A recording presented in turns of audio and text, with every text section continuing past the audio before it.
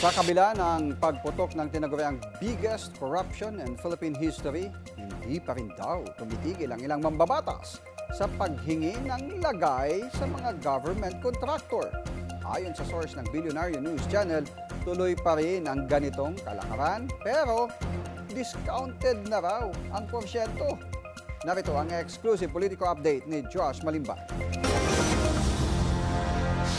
Bidding standoff. Yan umano ang isa sa mga pinakamalaking issue na kinaharap ngayon ng DPWH pagdating sa implementation ng mga proyekto ngayong 2026. Ayon yan sa isang senior DPWH official na tumangging magpakilala. Ayon sa opisyal, ang bidding standoff ay ang senaryo kung saan kakaunti o minsan ay isang contractor lang ang sumasali sa bidding process ng isang project. Ang pangunahing dahilan umano ng ani ay disinterest ng mga contractor ay ang masyadong mababang presyo ng mga materyales at ang umano'y expectation ng ilang congressman ng ani ay parehong SOP o porsyento para sa mga proyektong ito.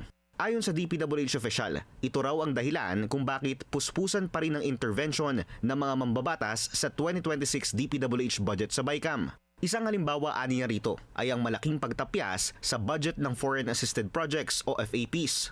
Ito ang High Impact Infrastructure Programs ng pamahalaan, kung saan katulong sa pagsasagawa ng project ang ibang bansa o mga foreign company, katulad na lang ng 3.7 km Pangil Bay Bridge sa Mindanao. Sa 2026 National Expenditure Program kasi, isa ang FAPs sa mga may pinakamalaking budget allocation ng DPWH. Aabot ito sa 100 billion pesos. Pagdating sa General Appropriations Act, bumagsak ito sa halos 17.7 billion pesos na lang. Ang isa sa mga lumobo ang budget ay ang Convergence and Special Program o CSSP na mula sa proposed 167.7 billion pesos sa NEP ay nasa halos 240.5 billion pesos na sa GAA. Kahit natapyasan pa ng mahigit 300 billion pesos ang overall budget ng ahensya. Una nang inilahad ni Navotas City Representative Toby Tiangco sa Billionaire News Channel ang umano'y ganitong tactics ng ilang kongresista para masiguradong pasok ang kanilang mga proyekto sa DPWH budget. Nilalagay nila sa program yan dahil alam nila kahit ano ang mangyari, pipilitin ng gobyerno na pondohan itong mga proyekto na foreign assisted tsaka yung flagship. Diba? Pipilitin ng gobyerno na mahanapan ng pondo yan. Okay? So, ang gagawin nila, yung mga gusto nilang ibentang proyekto, yun ang ilalagay na sa regular budget. Diba? Kasi, kung baliktarin natin, okay, kunyari yung foreign assisted tsaka yung flagship, mananatili sa regular budget. At yung gusto nilang ibentang proyekto, ilalagay nila sa program. Sino naman magbabayad ng proyekto na nasa program, walang kasiguraduhan na mapapagawa.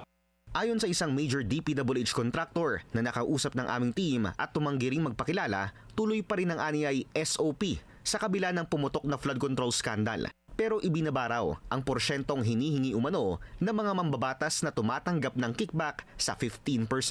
Isang kongresistang may kaalaman sa budget deliberations din ang aming nakausap na nagsabing may mga mambabatas umanong nagdidiin kay DPWH Secretary Vince Dizon na huwag ibaba ang presyo ng mga materyales na ani ay posibleng dahilan kung bakit nagkakaroon ng bidding standoff sa mga proyekto. Nitong nakaraang January 27, nag-post sa social media si Senate President Pro Tempore Panfilo Lacson at sinabing dapat mag-anticipate ang DPWH sa mga ganitong sitwasyon. Aniya, posibleng may early advances na umano kasi ang ibang contractor sa ilang mambabatas.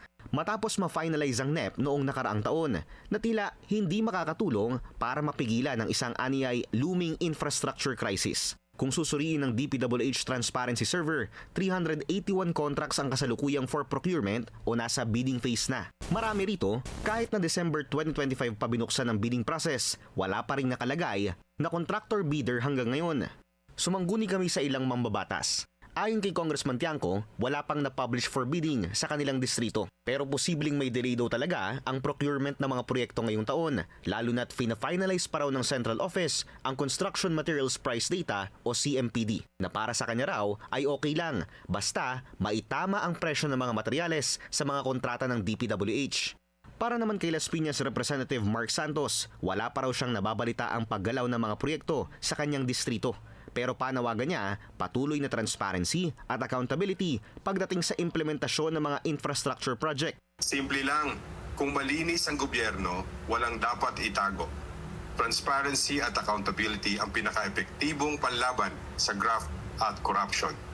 Bawat piso ng taong bayan dapat may paliwanag. That's the standard. No excuses. Sinubukan naming humingi ng komento mula sa DPWH at kay Secretary Vince Dizon pero wala pa silang sagot sa kasalukuyan. Joash Malimban, Billionaire News Channel.